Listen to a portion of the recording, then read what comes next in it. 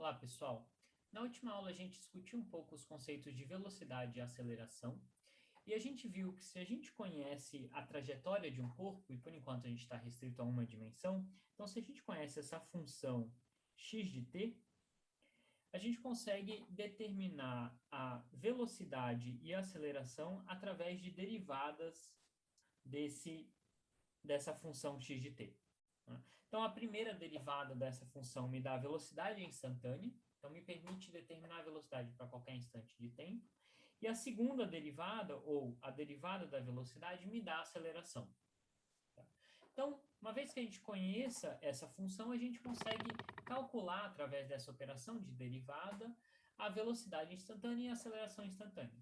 E aí, se a gente quiser, a partir dessas grandezas, é muito fácil calcular velocidades médias, acelerações médias. Então, para isso ficar um pouco mais explícito, vamos considerar um exemplo onde a gente vai assumir que a gente conhece essa função, certo? Então, vamos supor que a função seja essa daqui, certo? Então, eu tenho, esse meu exemplo é um corpo que está caindo em queda livre, e aí a altura desse corpo com relação ao solo, ela é uma função do tempo, então para cada instante de tempo eu sei qual é a altura desse corpo, dada por essa função aqui, é só uma função que eu peguei para exemplificar. E aí a gente quer determinar qual é a velocidade e a aceleração do corpo para um instante de tempo qualquer. Tá?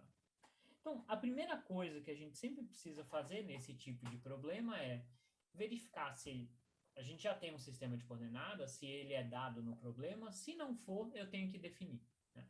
E aqui o que eu tenho é a altura em função do tempo, mas eu não defini o meu sistema de coordenadas. Né? Então, a primeira coisa que a gente vai fazer é definir esse sistema de coordenadas. Nesse caso, é extremamente simples, né?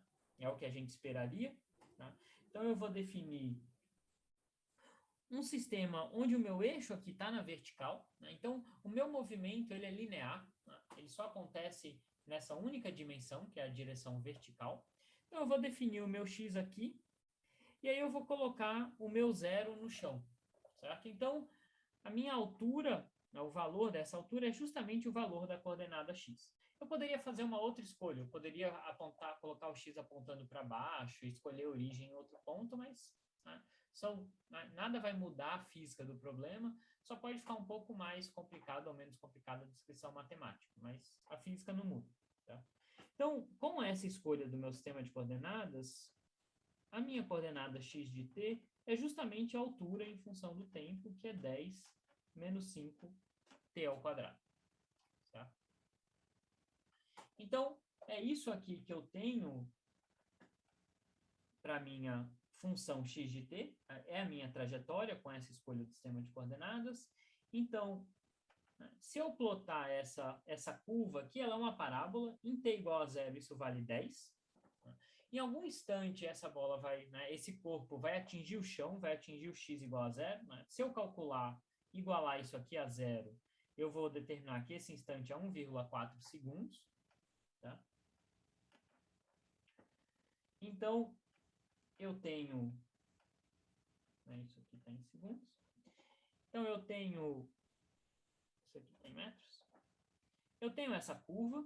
E aí eu quero, então, a partir da trajetória, calcular a velocidade e a aceleração. Tudo que eu tenho que fazer é calcular derivadas. Né? Então, a gente vai ter que calcular derivadas dessa função, são derivadas de um polinômio, que são relativamente simples a gente calcular.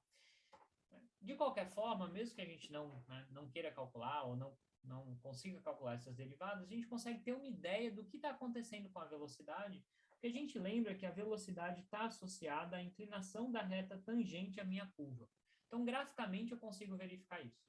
Então, por exemplo, a minha curva, quando eu ploto ela aqui, no instante t igual a zero, a reta tangente ela é horizontal. Então, a velocidade no instante inicial é zero. E aí depois, essa reta tangente vai ficando, ela está sempre inclinada para baixo, né? Então ela tem uma inclinação negativa, então a minha velocidade vai ser negativa, e ela vai ficando essa inclinação vai ficando cada vez maior. Então, o que a gente sabe qualitativamente? Que inicialmente a partícula estava em repouso, e aí a velocidade dela é negativa, porque ela está indo, a coordenada x está diminuindo, então essa velocidade é negativa, e ela está ficando cada vez maior em módulo, né? Então, o módulo da velocidade é cada vez maior, porque essa inclinação é cada vez maior. Tá? Então, vamos calcular essa velocidade aqui. O que a gente precisa fazer é lembrar de como que a gente faz derivadas, né, de um polinômio, e basicamente aquela regra, né, do tombo, né? Vocês já devem ter visto isso em algum outro contexto, né? Então, para eu calcular a velocidade, né, eu preciso calcular a derivada dessa função. A derivada de uma constante é zero, então a derivada disso daqui dá zero. Isso aqui é um polinômio, né? Então, a derivada disso daqui, né, vai dar menos 5 vezes a derivada do t ao quadrado, que dá 2t. Né? Então, isso aqui vai me dar menos 10t. Então, agora eu tenho a minha velocidade para qualquer instante do tempo. Ela vale isso daqui.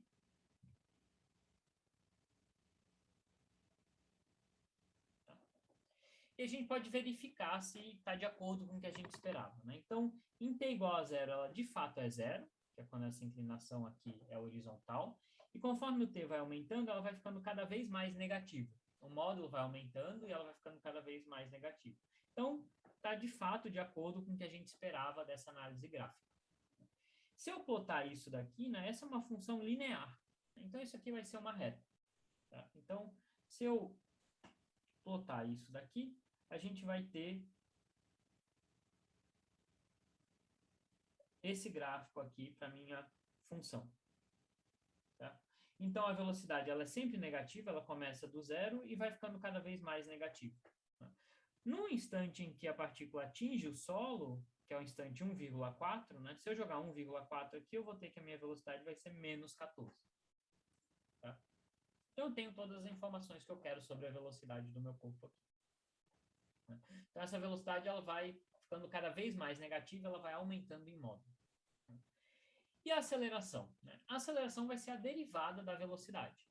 E aí, de novo, eu posso olhar para a curva v de t, né? Essa curva aqui é a minha curva v de t, que é uma reta. Posso olhar para a inclinação, né? Ou para a reta tangente a essa curva, e isso vai me dar a aceleração. E aqui a reta tangente, ela tem sempre a mesma inclinação. Ela é uma constante. Tá? Justamente porque a minha curva é uma reta. Então, daí a gente já sabe que a aceleração vai ser constante e negativa, porque ela está inclinada para baixo. Tá? Então, se a gente quiser calcular isso daqui,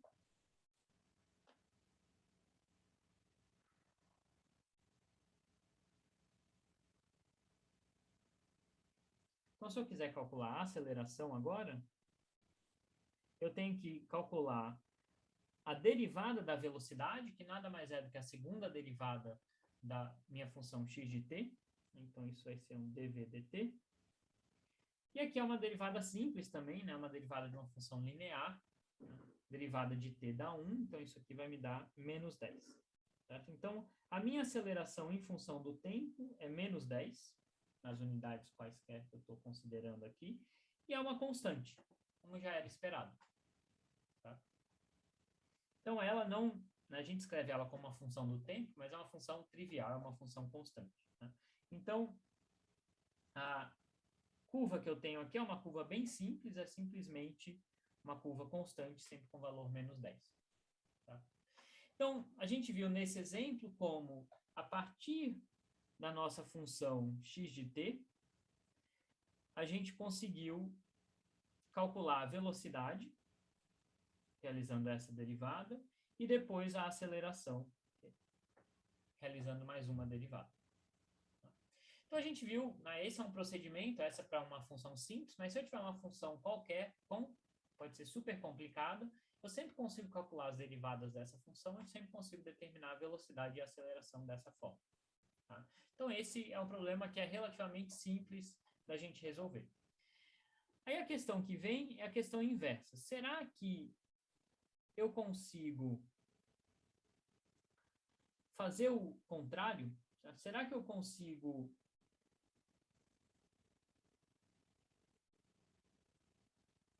só corrigir aqui? será que eu consigo determinar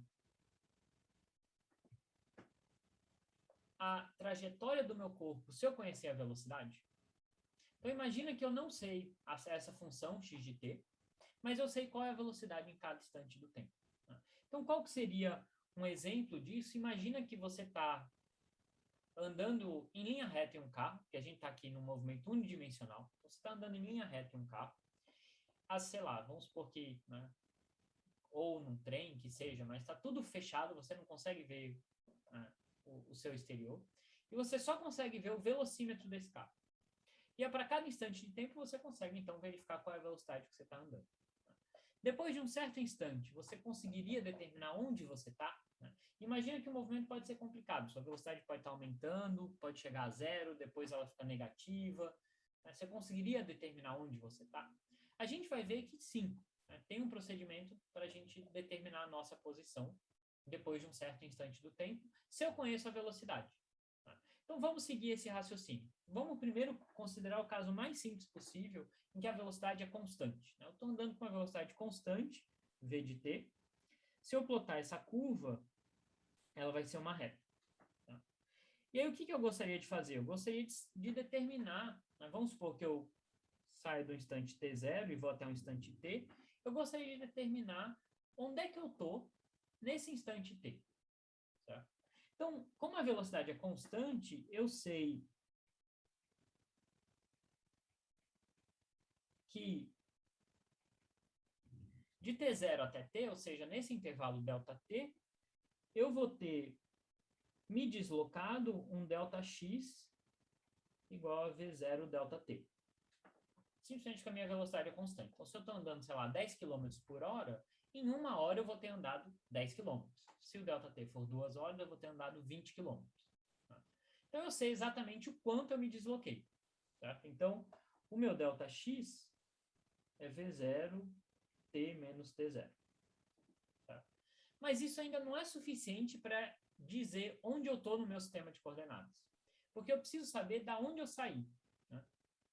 Então, imagina que eu saí do zero do meu sistema de coordenadas, então, depois de um tempo ΔT, eu vou ter andado V0 ΔT, então eu vou estar no meu sistema de coordenadas no V0 ΔT.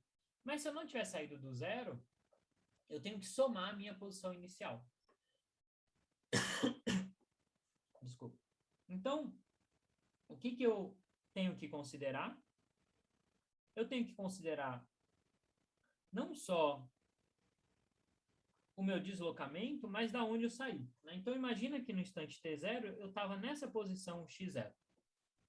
Nesse instante t, eu sei que eu vou ter me deslocado um ΔX, então a minha posição vai ser x0, que era a minha posição inicial, mais o ΔX.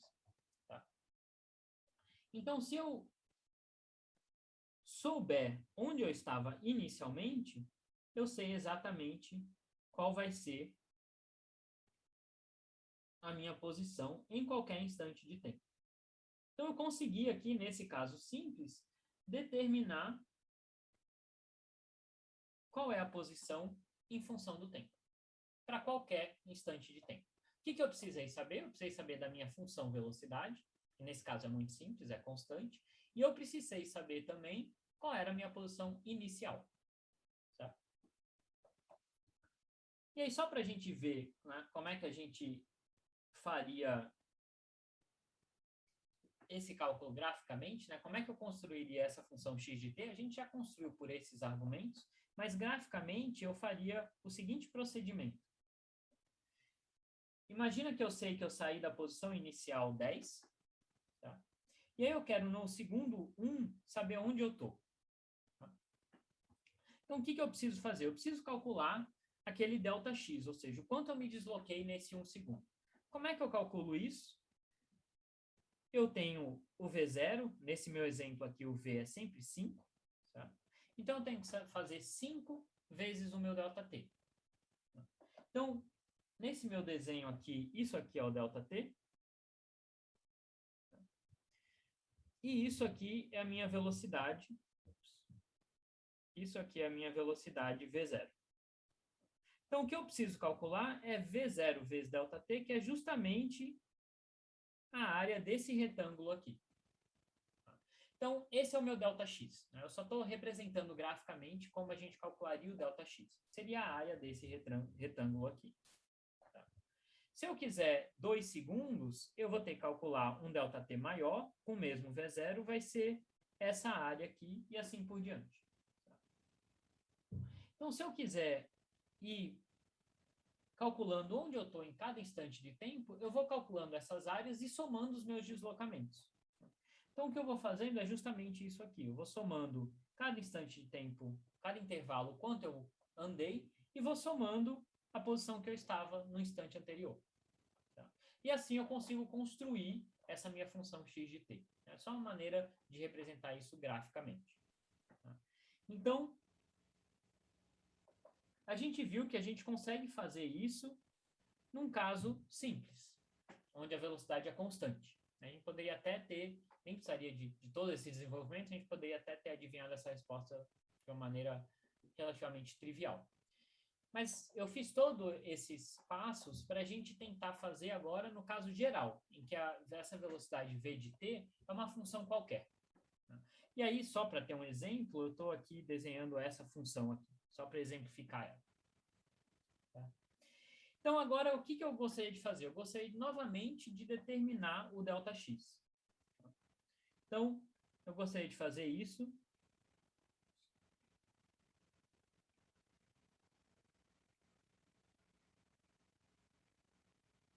Como é que eu determinaria a posição do meu corpo por uma função v de t qualquer, que não é mais constante? Eu já adianto para vocês que a gente vai continuar precisando da posição inicial, tá? Mas, exceto isso, a gente vai conseguir calcular essa posição em função do tempo, essa trajetória. Qual que é a ideia, né? Imagina que você está lá no carro, o carro está todo fechado, certo? Você está andando e você só consegue olhar o velocímetro. O que você poderia fazer? Você poderia ir anotando num caderninho, sei lá, a cada segundo, ou quão rápido você conseguisse, a velocidade. Então, imagina que a cada segundo você anota a velocidade do carro.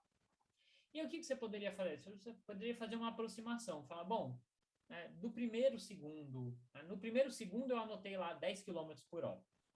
No segundo, eu anotei, sei lá, 12 km por hora. O carro ganhou um pouco de velocidade. Eu não consegui anotar todos os intervalos entre o primeiro e o segundo segundo, todas as velocidades. Mas eu vou aproximar que a minha velocidade é mais ou menos constante. Então, eu vou aproximar que do primeiro segundo até o segundo segundo, a minha velocidade era 10. Do segundo segundo até o terceiro, a minha velocidade era 12. E aí eu uso a velocidade que eu anotei para o terceiro segundo e assumo que é constante entre o terceiro e o quarto e assim por diante. Essa é uma aproximação, obviamente. Você está assumindo que, em vez de ter uma velocidade que está mudando continuamente, ela é constante pedaço a pedaço. E para o intervalo constante é fácil calcular o ΔX, vai ser aquela velocidade vezes o intervalo de tempo. Essa é a ideia básica. Certo? Então, graficamente, o que eu teria? Né? Eu pegaria essa minha curva e dividiria ela em pequenos intervalos. No meu exemplo, eram intervalos de 1 segundo, mas, obviamente, quanto menor esse intervalo, melhor vai ser a minha aproximação. E aí, em vez de eu considerar essa curva complicada, eu assumo que a velocidade é constante, né, em cada intervalo. O valor dessa velocidade é aquele que eu anotei no começo do intervalo. Tá? Mas ela é constante dentro de cada intervalo. Então, eu substituiria essa função por essa daqui. Tá? Obviamente, é uma aproximação.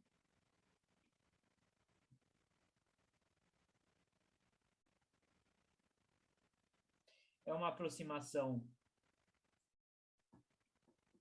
pode ser boa, pode ser ruim, dependendo do tamanho desse intervalo ΔT aqui. Né? Então, eu estou aproximando essa curva contínua por uma escadinha aqui.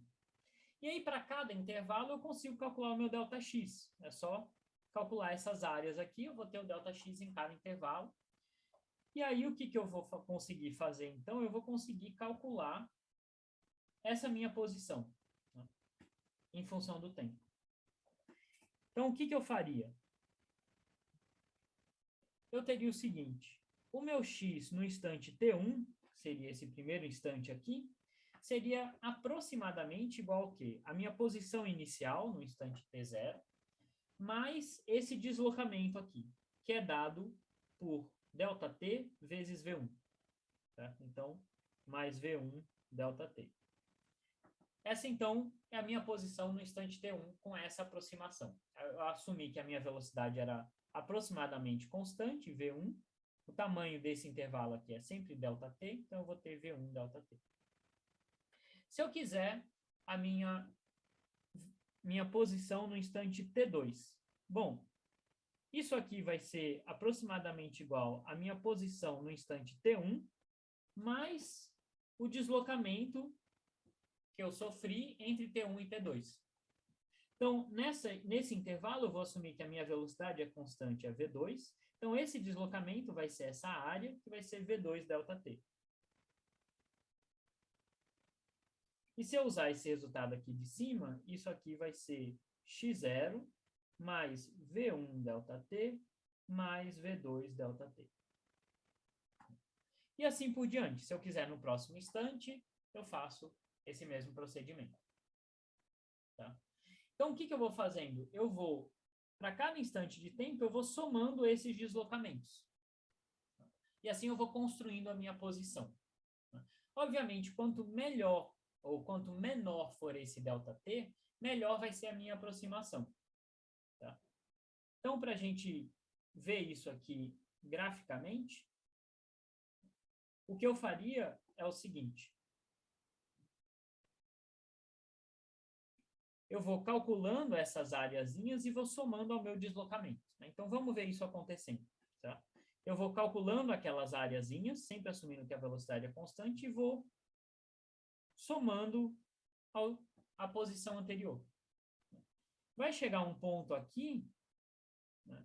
Aqui em todo esse intervalo, a minha velocidade ainda é positiva, então eu estou sempre andando para frente. Vai chegar um ponto em que a minha velocidade vai ficar negativa e eu vou começar a andar para trás.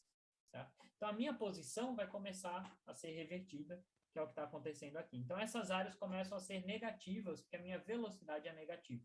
E aí eu começo a subtrair e andar para trás. Então, por esse procedimento, que é um procedimento aproximado, a gente consegue determinar qual que é a trajetória. Né? Vejam aqui que a gente conseguiu calcular a função x de t. Pelo menos de maneira aproximada, determinar quem é essa curva x de t. Tá? Se eu comparar, nesse caso, com a curva exata, eu teria isso daqui. Então, essa aqui, a curva azul, seria a curva exata, e essa curva que eu construí com esse procedimento seria a curva aproximada. E a gente vê que elas concordam muito bem, porque eu escolhi um ΔT pequenininho. Se o meu ΔT fosse muito grande, elas não seriam, né, a curva aproximada não seria tão boa assim. Então, o que a gente quer fazer? A gente quer fazer esse procedimento no intervalo ΔT indo a zero. E isso daqui nada mais é do que procedimento de integração. Então, no final das contas, o que eu quero fazer é somar o x0 com aqueles v ΔTs, tomando o limite do ΔT indo para zero. Isso aqui é justamente a integral da minha função v de t. Tá? Então, lembrando, no instante t0, eu tenho que saber onde a partícula estava, não tem jeito, essa é uma informação que eu tenho que ter. Mas se eu quiser saber onde ela está no instante t, basta que eu some todos esses deslocamentozinhos. Né? E essa soma no limite ΔT indo para zero é justamente essa integral aqui, v de t'. Certo? Então, a gente vê que a gente consegue, de fato, determinar a posição se eu conheço a posição inicial e se eu conheço essa função v de t. Então, a partir da velocidade, eu consigo reconstruir a minha posição através dessa operação de integração. Tá? Eu posso fazer algo muito semelhante com a aceleração. Né? Então, o que a gente fez aqui? A partir da velocidade, a gente construiu a posição. Eu posso fazer a mesma coisa com a aceleração. Então, imagina agora que eu tenho a aceleração em função do tempo e eu quero determinar a velocidade.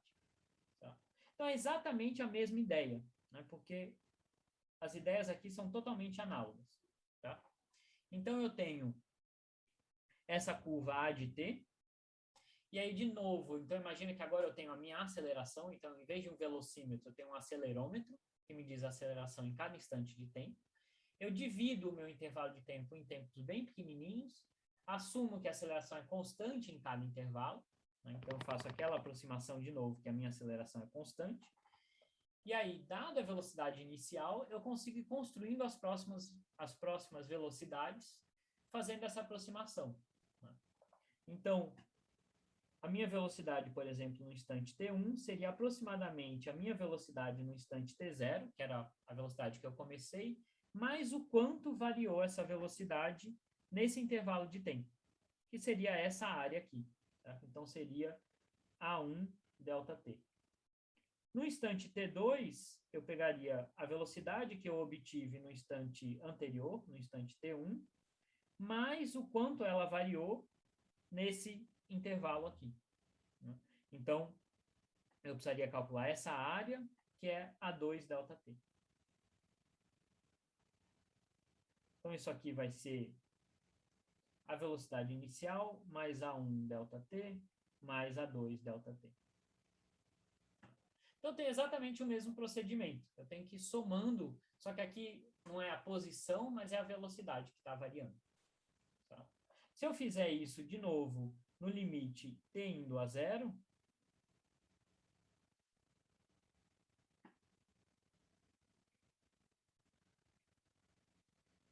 ou desculpa, ΔT indo a zero, eu vou obter o seguinte: a minha velocidade em função do tempo vai ser a velocidade em um instante inicial.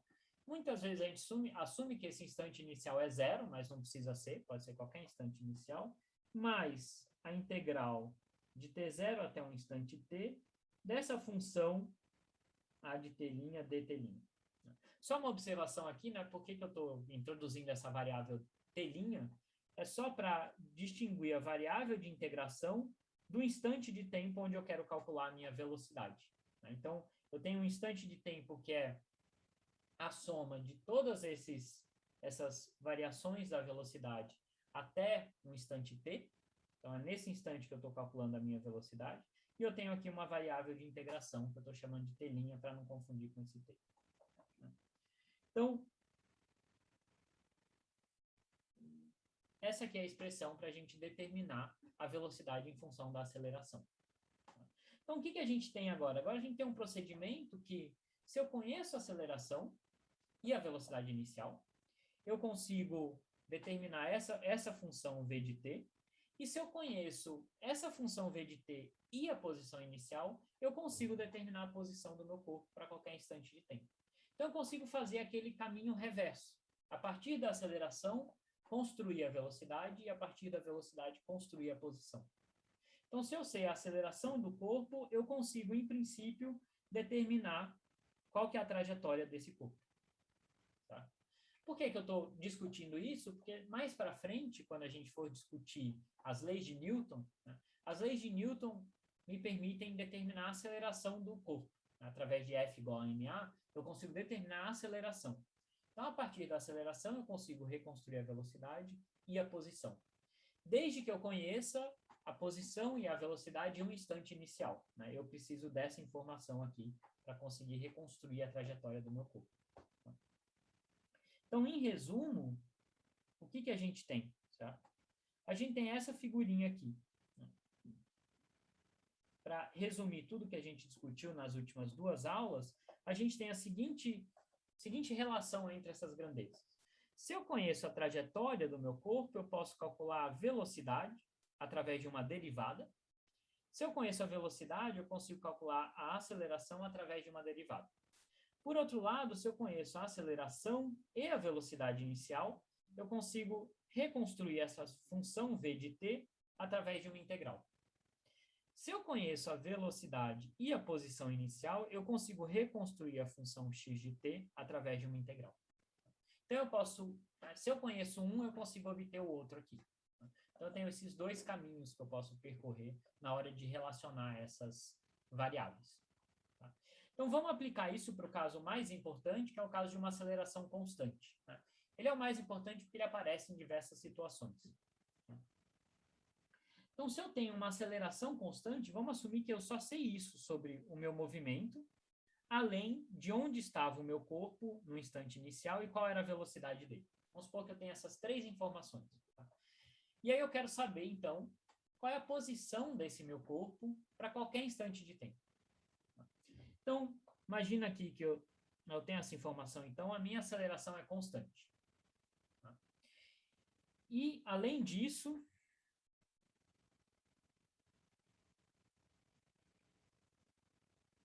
a gente também sabe a posição do meu corpo no instante inicial e a velocidade dele no instante inicial. Eu vou chamar de V0.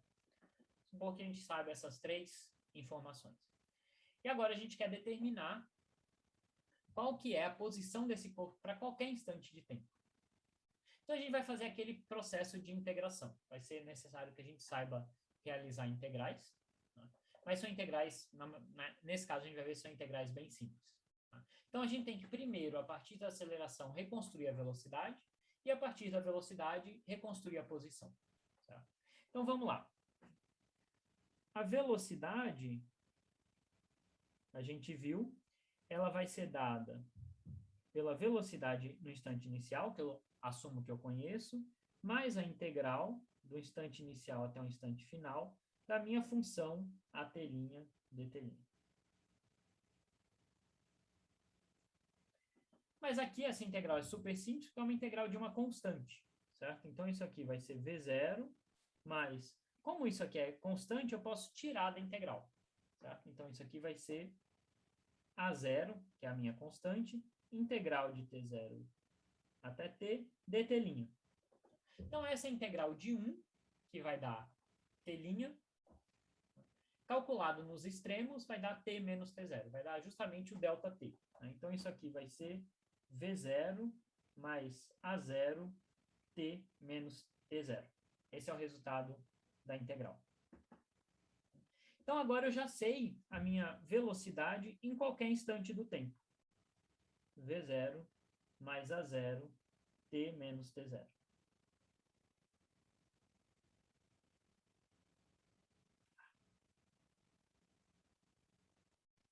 Com certeza vocês já viram essa expressão antes, né? Qual é a velocidade para uma aceleração constante.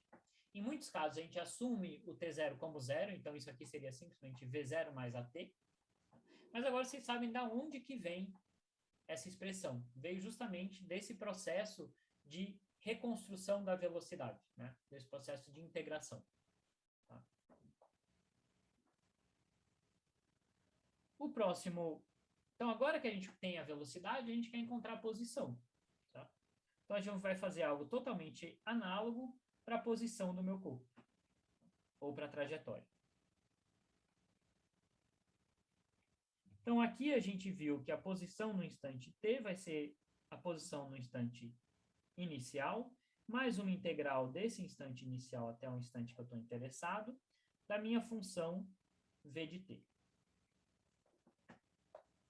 Então, isso aqui vai ser x0. Eu vou jogar essa função aqui dentro, certo? Então, vai ser mais integral de t0 até t. Dentro da minha integral, eu vou ter v0 mais a0 t menos t0 dt'. Então, aqui eu tenho uma integral de alguns termos, eu posso abrir esses termos para integrar, né? O primeiro termo é, de novo, uma constante, então esse v0 aqui é uma constante, sai da integral. Então, a integral desse primeiro termo vai me dar v0 t menos t0, mais a integral, o a0 é uma constante, eu vou tirar ela da integral, e aí o que sobra aqui dentro é uma integral de t' menos t0 dt'. Se eu fizer essa integral, não é difícil, vai me dar t menos t0 ao quadrado dividido por 2. Então, se eu fizer isso, eu vou chegar no seguinte resultado.